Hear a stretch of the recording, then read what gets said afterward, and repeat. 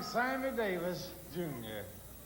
And in recognition of one of the great black men of our time, even the NBC peacock is wearing an afro. Yes, this is the biggest night in Vegas since Gladys Knight went to the crap table and lost 2 of her pips.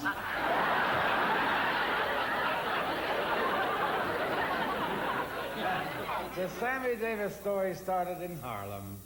His family was so poor when Sammy was born, they couldn't even afford a crib.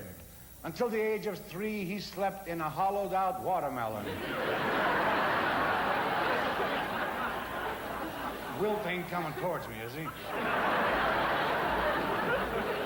You think Sammy's small now? You should have seen him when he was born.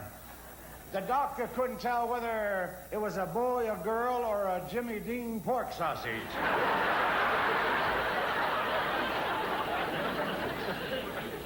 As a child of the streets, Sammy was constantly the companion of bookmakers, car thieves, ex-cons, and pickpockets, some of whom are on the dais tonight.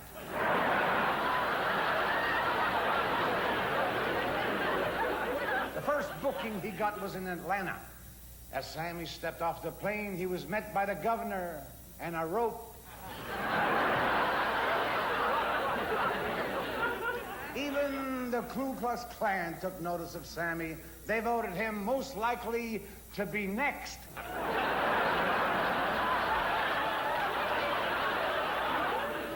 He proved that a black man could eat in white restaurants, check into white hotels, date white women, and be carried away in a white ambulance. Ambulance. Not ambulance. Ambulance.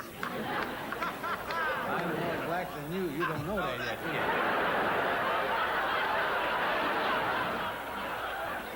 Sammy's never denied his heritage. Even at elegant parties in the White House, he still drinks Ripple from a jelly glass. And Sammy almost did a command performance for Prince Rainier of Monaco. But he didn't perform that night because he was a little steamed at Princess Grace. She was wearing more jewelry than he was. That's why. He does wear jewelry. You should have seen him when he came in tonight. He was wearing copper bracelets, coral rings. He looked like a pushcart in Tijuana.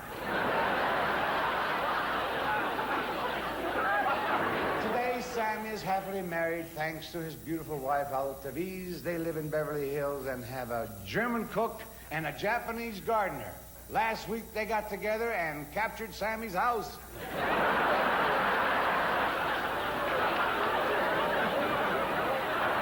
Gentlemen, not one of the funniest. I think the funniest guy in show business. I love him, Mr. Milton Berle.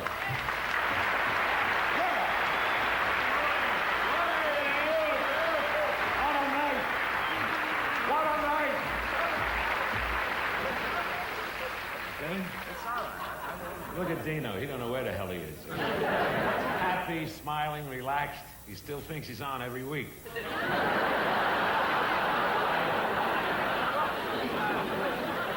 Keep drinking, keep drinking. I came here for a roast, and he's fried. This one's going to a crisp. Hey, give me the coat, boy. Good old. Sammy, you look great. You've taken off height. You look beautiful. I bring you greetings, Sammy, from all of my people, the Italians. What the hell? If he can be Jewish, I can be Italian. And also, in honor of the many blacks on the dais tonight, the hotel didn't put any silverware on the table.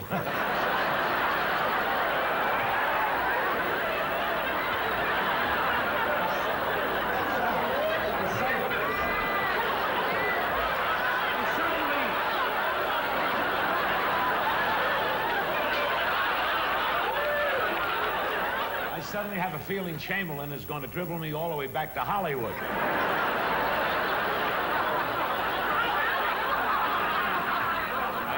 That's all right, Wilt. I didn't come here to talk to a tree. Just a little sap.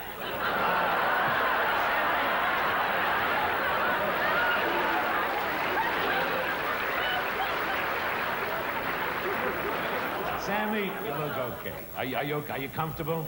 Are you sitting the way you are? Yeah. You're not, are you? Yeah. Well, I can get you another phone book. It's good to be on the dais with my very good friend, Danny Thomas. Danny Thomas is the only comedian I know who gets written up in Watchtower. I saw Danny at the Dunes the other night. He did 2 performances, one at 8 and a midnight mass.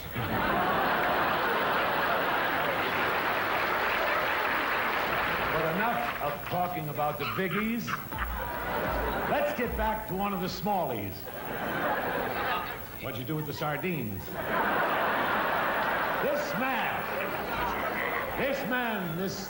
This original model for the Oreo cookie.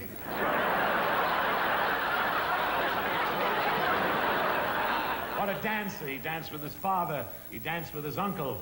Until he was 35, he didn't know what a broad was. Wait, you took your glass. You getting tired, Sammy? Want to take a watermelon break? The reason I say that is because Sammy hasn't been feeling well lately. Last month, he had an operation on his throat, and they had a problem. They had to roll him in flour to find his mouth.